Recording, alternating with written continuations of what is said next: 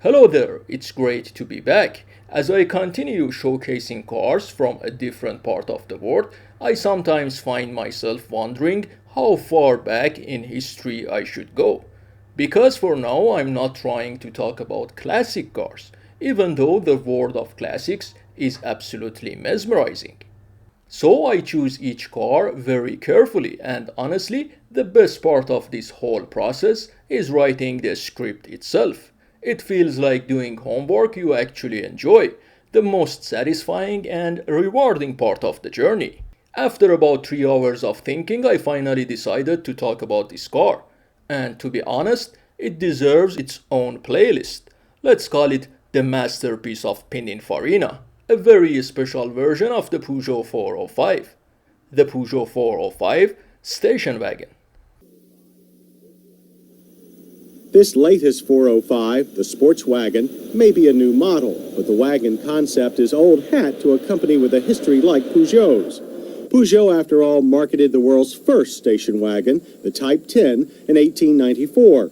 The modern 405 sports wagon is a far cry from its box-like ancestor, smoothly blending the 405 sedan's sporty Pininfarina shape with the practical necessities of the modern family workhorse. These practical necessities include a reasonable price. The top-line S-grade wagon offers a full load of standard features for a base price of $18,495. Only two options, an automatic transmission and metallic paint, are offered. Our test car had the metallic paint, bringing the price to $18,870. But there's nothing odd about the car's sharp, precise handling. Body roll is modest. The front McPherson struts and rear trailing arms give the car a very balanced feel and a tenacious grip through corners. I've already made several videos about different versions of the 405, so if you want the full background, both internationally and how the car evolved in Iran, it's better to watch those episodes first. We all know the story of the Peugeot 405 began in 1988, the same year it won the European Car of the Year award. In the early 1990s, the 405 entered the Iranian market. Almost a decade later, the 405 station wagon arrived in Iran as CKD units with IKCO handling local assembly. The station wagon shared the same platform and specifications with the sedan, but it offered a new level of practicality. And if you have watched my earlier episodes, you already know the long-term goal Iranian manufacturers always pursued: production independence.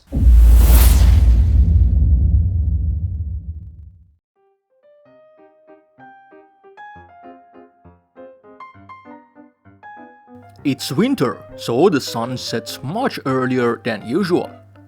The rain and cloudy weather made the conditions worse, and by the time I reached the location, it was almost dark. Fortunately, I still found a spot with enough light to start filming. The car is in pretty rough shape. You can actually see how thick the body filler is in some places. It has changed the shape of a few parts. But the car is a 21 years old car, so you have to keep expectations realistic. From the front, the car is unmistakably part of Peugeot 405 family. The slim rectangular headlights, simple grille and flat hood give it a clean, no-nonsense appearance. There is no attempt at aggression or sportiness here, just a straightforward design focused on visibility and practicality. From the side, the station wagon body style completely defines the character of the car. The long roofline stretches all the way to the rear, emphasizing cargo space and functionality. Large glass surfaces and upright pillars improve visibility. The proportions are honest and utilitarian. This is a car built to carry people, luggage, and daily life without complication. At the rear, practicality takes center stage. The vertical tailgate, wide opening, and low loading height make it clear that cargo access was a priority. The taillights are simple and horizontally aligned. visually widening the car and keeping the design cohesive with the rest of the body.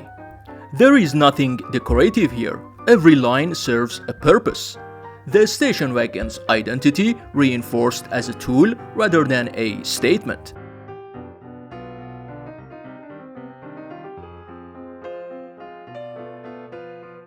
Inside, the cabin immediately reflects the philosophy of late 90s and early 2000s Peugeot design. Function first, comfort second, style last. The dashboard is flat, wide and straightforward with large buttons that prioritize ease of use over visual flair. Everything is positioned logically with no unnecessary complexity. The instrument cluster is simple and highly legible, giving the driver exactly the information needed, nothing more, nothing less. Materials throughout the cabin are modest. Hard plastics dominate the dashboard and door panels, chosen for durability rather than luxury. The engine on this car is the French XU7 engine. We have discussed it before on several Peugeot episodes.